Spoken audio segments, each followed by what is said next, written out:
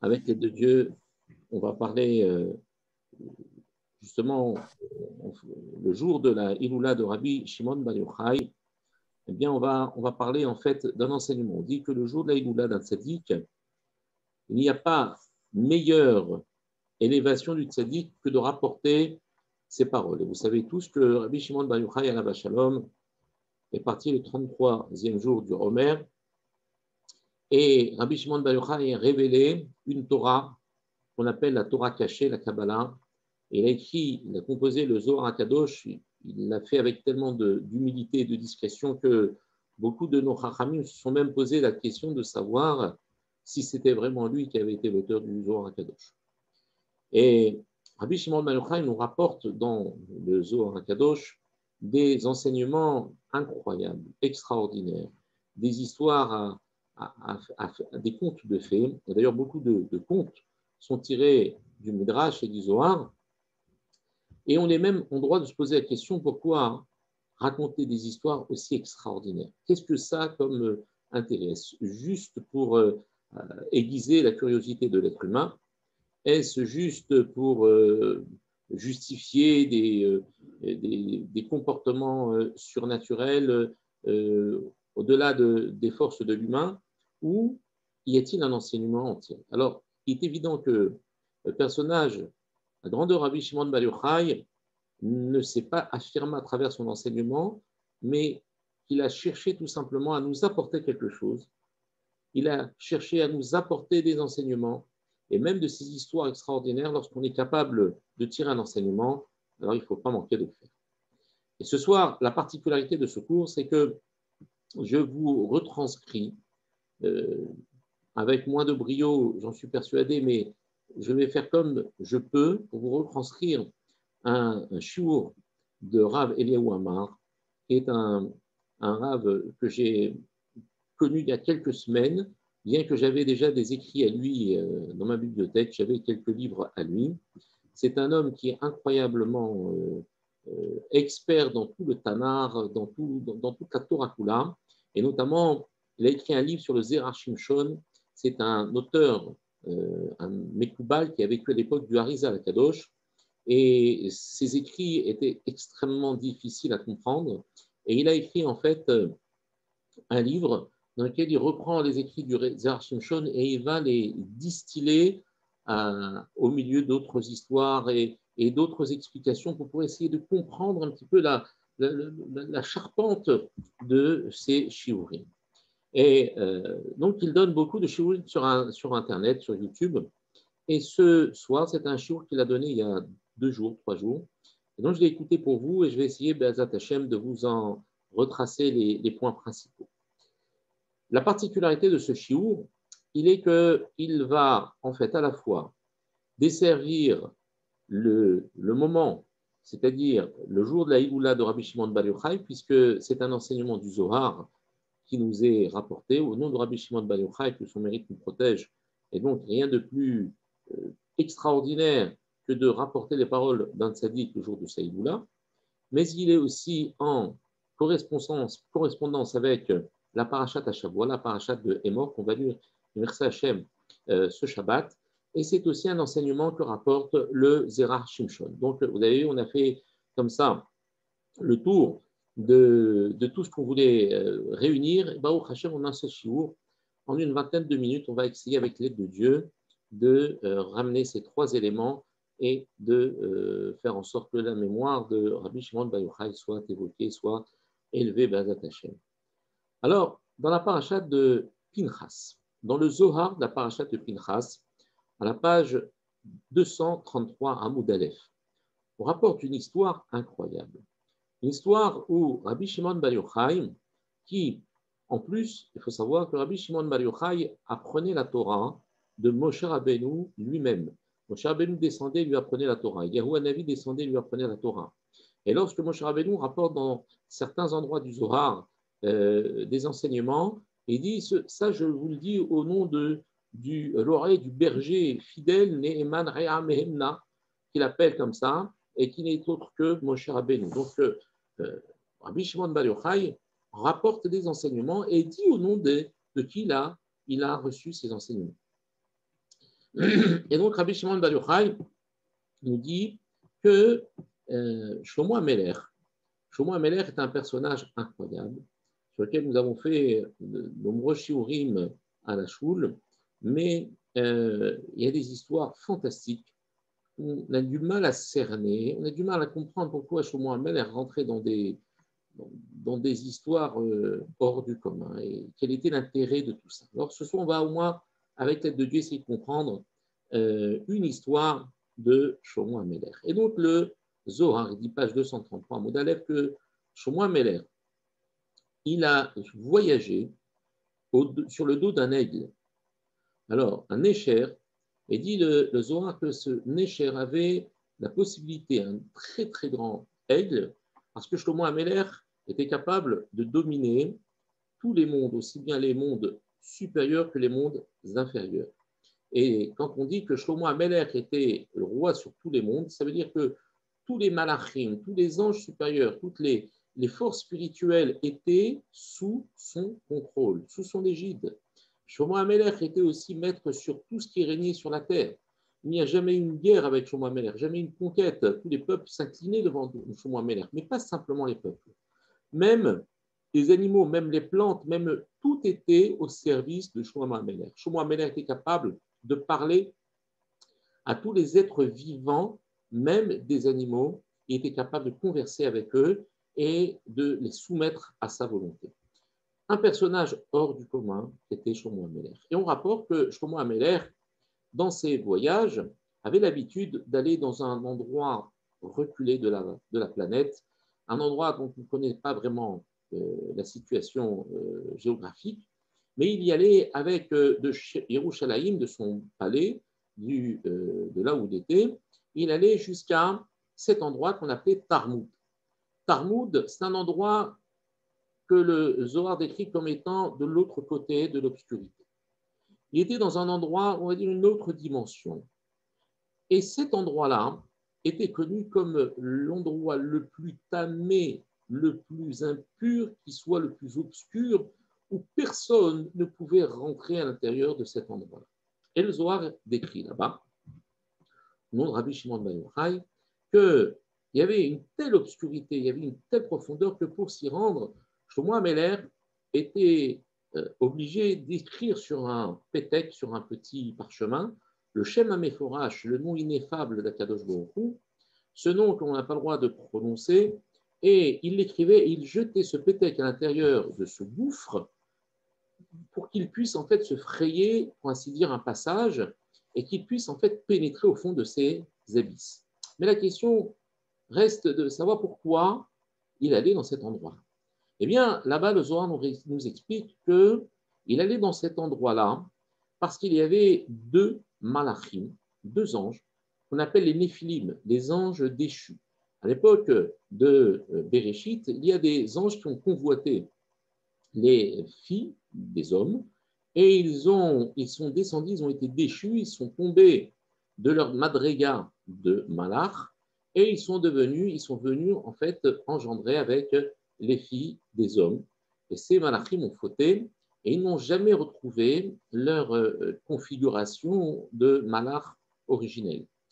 Non seulement ils sont descendus au rang de terriens, mais en plus, Akadosh Baruch Hu les a engouffrés à l'intérieur de cet endroit qui s'appelait Tarmoud, et au fond duquel ils étaient enchaînés avec des chaînes qu'on appelle Rouhanit, c'est-à-dire ce sont des chaînes spirituelles qui sont des schémots, des noms d'Akadosh Baruch Hu, sans doute. Je ne pourrais pas vous décrire ce que ça veut dire être enchaîné, mais ils ne pouvaient pas sortir de cet endroit, et Akadosh Baruch Hu les a mis à l'intérieur de cet endroit, et c'est eux que Shlomo HaMelech allait rencontrer. Et pourquoi il allait les rencontrer? Eh bien, on dit Zechamim, il allait dans le fin fond de l'obscurité de la Touma, quelque chose que vous n'avez absolument pas idée de la profondeur, de la densité de la Touma, et il allait jusqu'à là-bas avec cet aigle, avec ce Nécher, pour rentrer et apprendre de ces malachim les modes d'action des Kochot Atouma, des forces de l'impureté. Parce que Shlomo HaMelech n'était pas simplement un homme qui était maître de toutes les forces de la pureté, mais il était aussi capable de de connaître tous les kishoufim, toutes les sorcelleries, toutes les formes de manifestation de l'impureté, parce qu'il allait apprendre cela de la bouche de ces malachim-là. Vous allez me dire, mais pourquoi nous apprendre tout ça? Qu'est-ce que ça nous apporte de savoir que Shlomo HaMelech allait jusqu'au péril de sa vie, et donc cet aigle sur lequel il était transporté, eh bien, faisait une sorte d'avion de 1600, c'était comme un avion, il faisait 1600 km par heure. Donc, c'est à peu près la vitesse d'un avion ordinaire que nous prenons pour aller voyager. Donc, vous imaginez qu'à l'époque, déjà, on vous donne la vitesse de ce Necher. Peut-être que c'était un avion à l'époque, on ne sait pas. En tout cas, on l'appelle le Necher, on l'appelle cet aigle que Shlomo HaMelech empruntait. Il allait là où il devait aller pour accomplir ce qu'il devait accomplir, et ensuite il rentrait à Jérusalem dans son palais. Et donc, le Zohar nous dit, mais voilà, c'est une belle histoire, ok, mais qu'est-ce que j'apprends avec ça? Alors, dans le Midrash Kohelet, qui est aussi un sefer, Midrash sur un des livres qu'a écrit Shlomo HaMelech, bien dans le Midrash Kohelet, on nous apprend que toutes les choses que Dieu a enseignées à Moshe Rabbeinu, eh bien, il lui a toujours enseigné ce qu'on appelle le tzad à kedusha et le tzad à tum'a. C'est-à-dire qu'il lui a enseigné, lorsqu'il lui a enseigné une mitzvah, eh bien, il lui disait, voilà, il faut faire cette mitzvah, et si vous ne faites pas cette mitzvah, eh bien, voilà comment réparer, comment sortir et comment arranger ce qui a été endommagé. Donc, à chaque fois qu'il y avait une mitzvah, il lui enseignait le côté positif et le côté négatif. Si vous le faites, voilà. Si vous ne le faites pas, voilà ce qu'il faut faire. Simplement, il y avait la paracha de Hémor, la paracha de notre semaine. Eh bien, qu'est-ce qui a marqué dans la paracha de Hémor? Hémor, el ha-Kohanim ben Aaron, va enseigner aux Kohanim, qui sont les enfants d'Aaron, toutes les lois qui sont relatives à leur sacerdoce, à leur travail dans le Beth Amikdash. Alors, vous savez que les Kohanim ont des statuts complètement à part que le Ham Israël. C'est complètement différent. Un Kohen est Kadosh, il est saint. Et cette sainteté va le consacrer à un comportement, à des tas de précautions qu'il devra prendre. Et un Kohen n'a pas le droit de se rendre impur avec ou au contact d'un mort, même si c'est un de ses proches. Même si, lo alénou, lo alechem, c'est une personne que n'importe quel être humain aurait eu le devoir d'enterrer, eh bien le Kohen Gadol n'a pas le droit. Il n'a pas le droit même de rentrer à l'intérieur d'un cimetière. Il n'a pas le droit même d'être dans les Arba Amot, dans les 4 coudées d'un mort, ou sous le même toit, ou même dans un hôpital. Il n'a pas le droit de rentrer, le Kohen Gadol. Et pourquoi tout ça? Parce que le Kohen Gadol, c'était l'homme, ou le Kohen en général, c'était les hommes qui rattachaient leur âme Israël avec leur Père céleste, avec Akadosh Baruch. Et toute la Avoda au Beth Amikdash, c'était quoi? C'était ce point de liaison que le Kohen devait maintenir entre Akadosh Baruch et leur âme Israël. Alors Akadosh Baruch, c'est le Mekor HaChaim, c'est la source de la vie. Et donc le Kohen, par définition, pour avoir cette capacité de connecter leur âme Israël avec celui qui est vivant et qui donne la vie, il ne devait pas du tout être connecté avec la Tum'a ou l'impureté qui, elle, est le symbole de la déconnexion de la vie. C'est-à-dire qui est connecté avec les Kochot à Tum'a, avec la mort, avec l'interruption de l'homme et de la vie. Donc le Kohen Gadol avait une doucha particulière. Et le Kohen en général. Mais le Kohen Gadol avait une doucha encore plus grande. Pourquoi? Parce que si par exemple un Kohen, Stam, un Kohen Hédiot, comme on dit, c'est-à-dire un Kohen qui n'était pas Kohen Gadol, qui était juste travaillé au Beth Amikdash sous le commandement ou dans la fratrie des Kohanim, ils avaient chacun une mission à accomplir. Eh bien, le Kohen Gadol, lui, si par exemple un Kohen n'avait pas le droit d'épouser une divorcée, ben, le Kohen Gadol n'avait même pas le droit d'épouser une fille qui n'était pas vierge.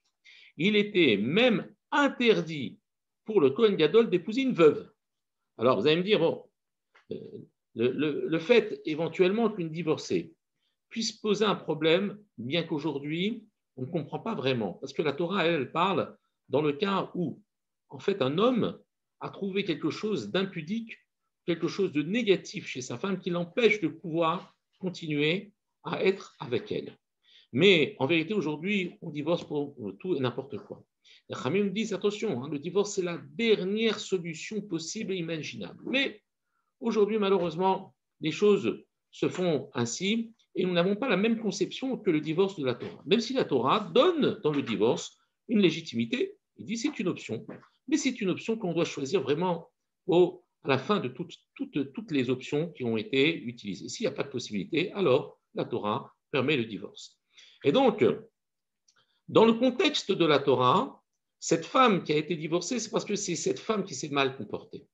Donc, si elle s'est mal comportée, alors je comprends que le Kohen, qui lui était consacré à Kadosh Baruch Hu, ne puisse pas se marier avec cette femme, puisqu'elle a été rejetée par son mari. On parle bien dans ce contexte-là. Aujourd'hui, la halakha étant à tout type de divorce, mais la Torah, en fait, part de ce principe et de dire que cette femme-là qui vient, on va dire, poser un problème dans sa relation avec son premier mari, ne peut pas être la femme d'un Kohen.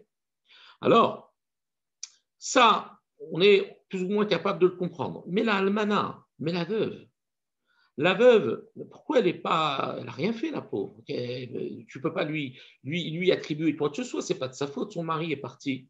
Et alors? Et pour ça, elle va devoir être interdite de se marier avec un Kohen Gadol. Elle dit, écoutez bien, ce n'est pas du tout pour la même raison que pour la Gerusha, pas du tout. Parce que le Kohen Gadol a une force incroyable, c'est l'homme le plus saint qui soit.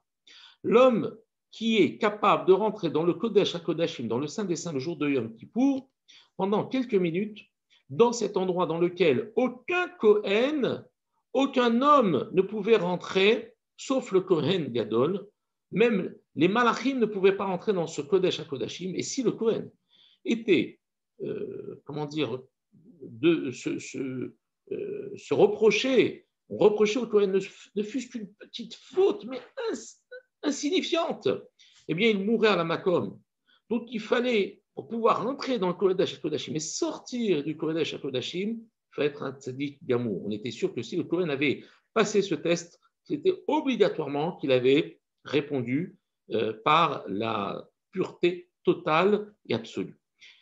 Et voilà que, qu'est-ce que dit la Torah? Le Kohen avait tellement de force dans cette filote que si jamais, bien que ce que je vais vous dire, vous n'allez pas le croire, mais si jamais ce Kohen, tout kadosh qu'il est, puisse avoir vu une femme qui lui plaise et il a envie de se marier avec cette femme, mais seulement il apprend qu'elle est mariée. Donc si elle est mariée, il ne peut pas se marier avec elle. D'abord parce qu'elle est mariée, même si elle divorce, elle lui est interdite. Alors, qu'est-ce qu'il va faire? Peut-être qu'il va se mettre à prier, écoutez bien, à prier pour que son mari meure. Et que, du coup, en venant veuve, elle n'est pas divorcée, elle n'est pas rejetée, pour ainsi dire. Elle n'est pas divorcée, et donc je peux me marier avec elle. Alors la Torah dit, tu vois, même la veuve, tu n'auras pas le droit de te marier. Comme ça, tu n'auras même pas d'avamina, ça ne viendra même pas à l'esprit de prier pour son mari meurt, puisque de toute façon, tu seras interdite. Vous imaginez la Kedusha du Kohen Gadol, vous imaginez ce que la Torah est capable même de voir dans la psychologie humaine, ce que personne n'aurait pu imaginer, comment un homme aussi pur, aussi saint, soit capable, amené à pouvoir penser à une chose aussi vile que de vouloir prier pour que le mari de cette femme meure pour pouvoir la prendre comme épouse. On ne comprend pas ce qui se passe à l'intérieur de l'être humain. Mais l'être humain est nanti d'un nombre de forces contradictoires. Gaon de Vilna dit qu'il y a 70 forces contradictoires à l'intérieur de l'homme. Et c'est pour ça qu'il y a des fois des comportements qui sont imprévisibles. On ne peut pas imaginer à quel point l'homme est composite de toutes ces forces contradictoires. En tout cas, on voit à quel point le Kohen a une place importante dans la communauté, et la grandeur du Kohen, c'est la paracha de Hémor qui nous l'enseigne. Simplement, lorsque la paracha va nous dire le Kohen ne devra pas se marier avec une femme qui n'est pas Bétoula, qui n'est pas vierge. le Kohen n'aura pas le droit de se marier avec ceci, il n'aura pas le droit de contracter l'impureté, il n'aura pas le droit de ceci et de cela. Mais il dit, mais d'accord. Mais toi, tu m'as dit dans le Midrash Kohelet que quand Akadosh Baruch Hu enseignait la Torah à Moshe Rabbeinu, il lui enseignait le côté positif et le côté négatif, à savoir, voilà ce que vous devez faire. Et si jamais vous ne l'avez pas fait, voilà ce qu'il faudra faire. Donc, il y avait toujours une solution à porter. Cependant, en ce qui concerne la paracha de Hémor, silence radio sur le cas éventuel où un Kohen serait rentré en impureté ou aurait contracté une impureté avec un mort. Qu'est-ce que la Torah apporte pour ça? Silence radio. Ce n'est pas dans l'habitude de la Torah. Et c'est la question que pose de Zera Shimshon. Il dit, mais pourquoi ici on n'a pas la solution? Et il faut attendre Parashat Chukat dans plusieurs mois après, c'est-à-dire plusieurs parachiotes après, dans le Sefer Bamidbar, pour m'apprendre qu'un Kohen qui a contracté l'impureté ou un homme qui a contracté l'impureté du Tmémet, de l'impureté du mort, devra procéder à ce qu'on appelle la zrika, c'est-à-dire le fait de jeter, de lancer, d'asperger des eaux lustrales, ce qu'on appelle ménida, et ces eaux sont composées notamment de cendres de la vache rousse. Ces cendres de la vache rousse vont donner à ces eaux la possibilité, avec un processus, un protocole bien particulier, le pouvoir de purifier l'impur et de le faire recouvrer sa pureté initiale. Alors, pourquoi attendre comme ça? Pourquoi laisser les choses, on va dire, un petit peu en suspens et interrompre les choses? Qu'est-ce que ça vient nous enseigner? Avant de répondre, le but de ce cours, justement, c'est d'arriver à cette réponse. Il y a des notions à bien comprendre. Et avec l'aide de Dieu, une fois qu'on a compris ces notions, on va mieux comprendre la réponse qui nous est apportée. Vous avez donc ces deux forces qu'on appelle la Tum'a, l'impureté, et la Tahara, qui est la pureté. Eh bien, ces deux forces, en fait, cette Kedusha, cette sainteté, et de l'autre côté, cette impureté, cette Tum'a, eh bien, sont deux forces antagonistes l'une avec l'autre. Cependant, l'antagonisme est assez particulier. Pourquoi? Parce que dans les forces de l'impureté, l'impureté n'a pas de force intrinsèque.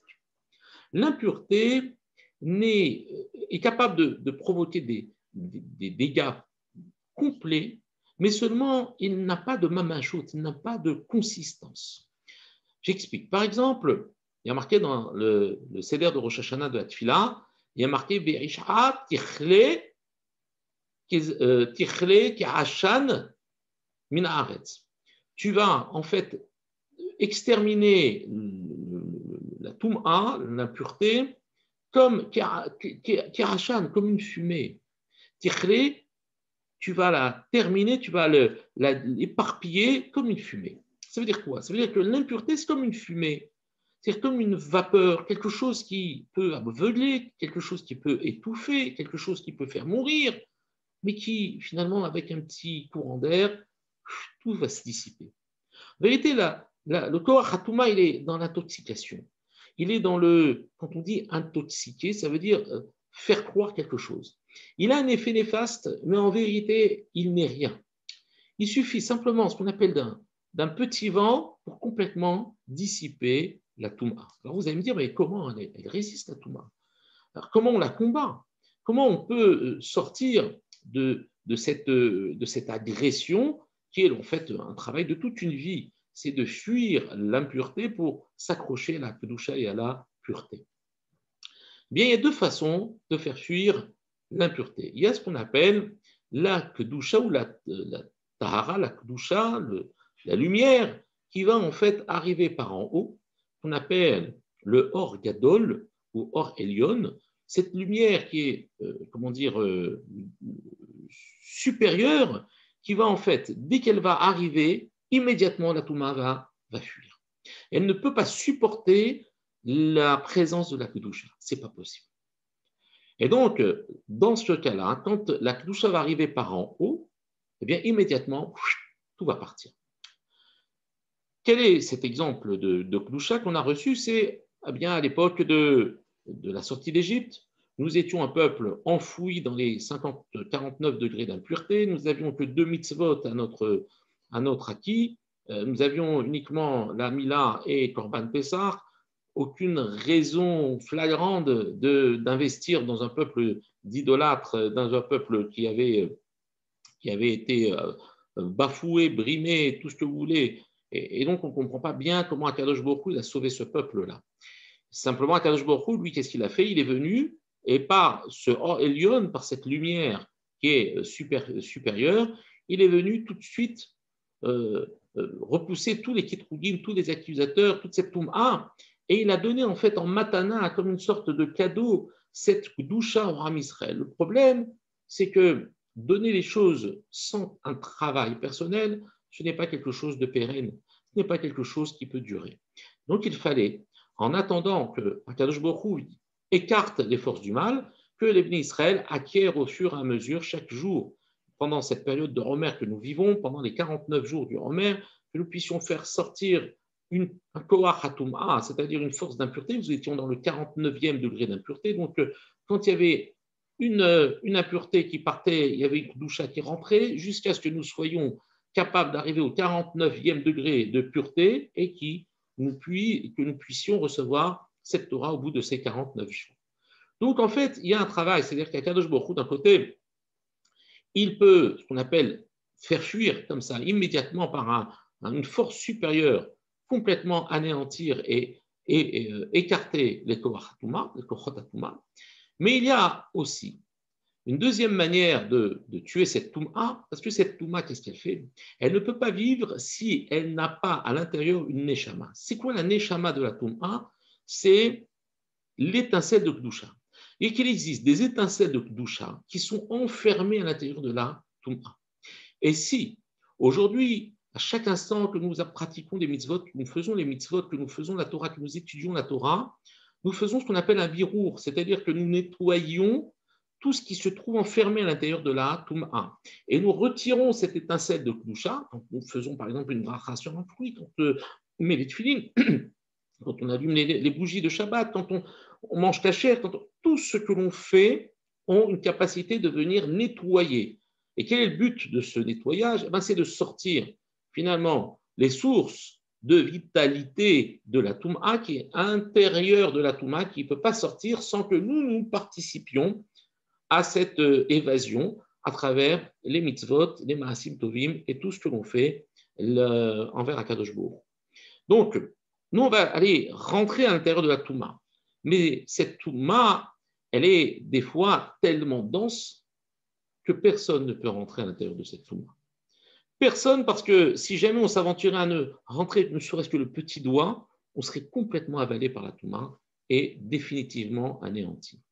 Il n'y avait que Shlomo HaMelech, pour revenir à l'histoire du début, qui lui, en fait, était celui qui voulait et qui avait pour mission de réparer le monde et de faire ce que personne n'était capable de faire à part lui. C'était sa mission, c'était d'épurer et de fragiliser cette Touma qui était tellement épaissie, tellement dense, tellement inaccessible, qu'il allait avec ce nécher. Pourquoi avec ce nécher? Parce que l'aigle est un oiseau qui est Moser Nafsho, qui se sacrifie pour ses enfants, parce qu'on dit que l'aigle porte ses enfants sur son dos quand il vole, pour que si jamais un chasseur lance une flèche, eh bien que ça soit lui qui la prenne à la place de ses enfants. Donc ce Nécher, il a une Messirut Nefesh particulière, cet aigle. Et c'est pour ça qu'il peut suivre l'homme dans sa Messirut Nefesh, qui était Shlomo HaMelech, et de l'accompagner jusqu'au fond des ténèbres, pour que Shlomo HaMelech puisse prendre des enseignements de la Touma et puisse en fait gagner sur la Touma et enlever, être borer, étincelle après étincelle, venir prendre chaque étincelle et vider la Touma de sa vitalité pour l'anéantir à jamais, qui est Hachan Tichré, comme une fumée qui s'éparpille, qui se termine. Et cela, qu'est-ce que vient nous apprendre le Zohar Kodesh, le Zohar Shimshon, et le Zohar Kadosh? Et nous apprendre que, en ce qui concerne le Kohen Gadol, ou le Kohen tout simplement, qui avait contracté l'impureté, ça veut dire quoi? Ça veut dire qu'en vérité, le Kohen, c'est la Kedusha par excellence.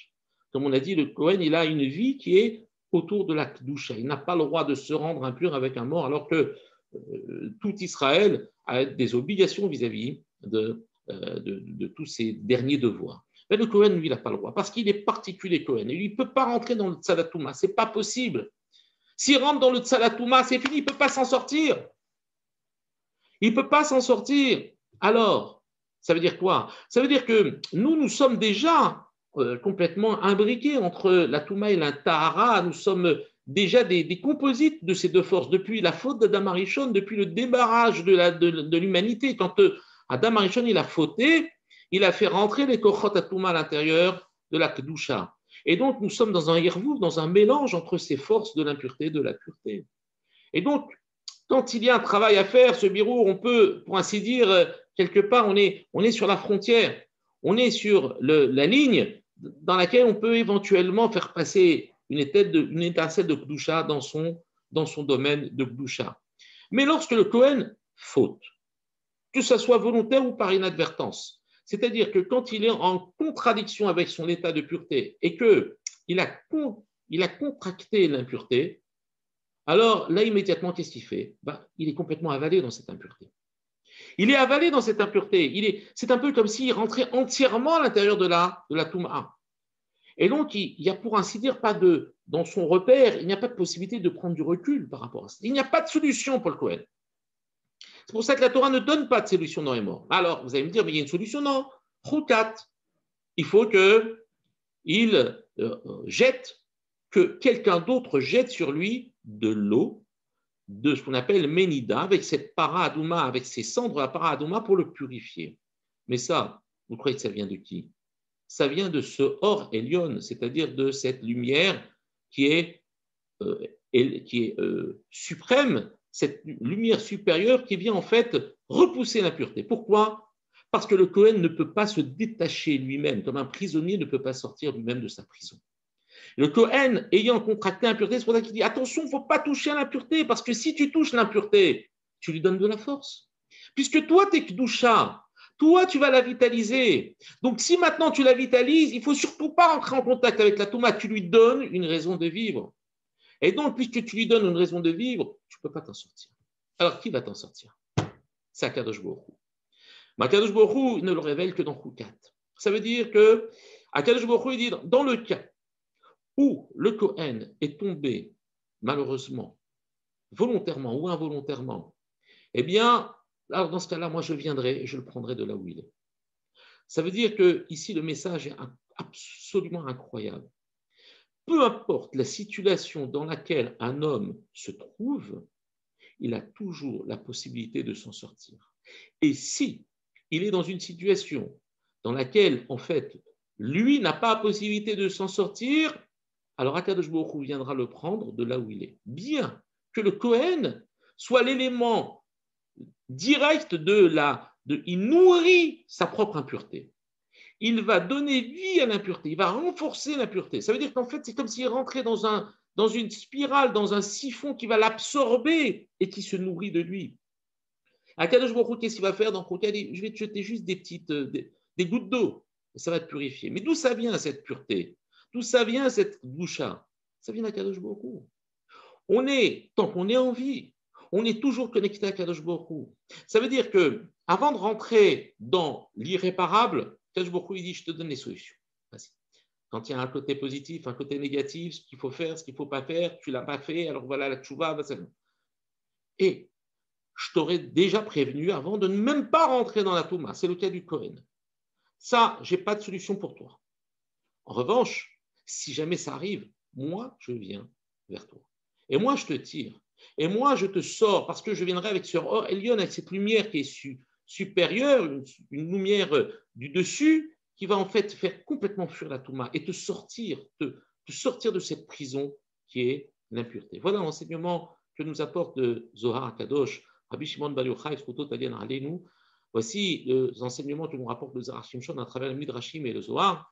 Voilà en fait l'enseignement qu'on doit tirer ce soir, que un homme ne doit jamais, jamais, jamais, jamais désespérer, car même s'il n'a plus les solutions pour s'en sortir, Akadosh Baruch Hu dit de toute façon, j'attends que tu aies tout fait Et si jamais tu ne peux plus rien faire, c'est moi qui viens. C'est-à-dire qu'on a chacun un travail de faire fuir, ça c'est quand on est bari, quand on est chalem, quand on est tzaddik, on peut, comment dire, repousser l'impureté. Mais voilà, une fois qu'on est dedans, qu'est-ce qu'on fait? Tu as une solution pour ça? Quand un type il est addict à la drogue, quand un addict il est tombé dans l'alcool, quand un homme il est complètement perdu, tu as une solution pour ça? Alors oui, il y a une solution. C'est de se rattacher à Kadosh Baruch Hu. C'est-à-dire de savoir lever les yeux simplement pour savoir que ce rôle, il va arriver pour le sauver. Mais que si l'homme il continue à se débattre, Cohen, qu'est-ce qu'il veut faire? Il débat quoi? Il est déjà avalé par la Touma parce qu'il a contracté l'impureté. Il peut s'en sortir? Non, c'est Kadosh Baruch Hu qui viendra d'en sortir.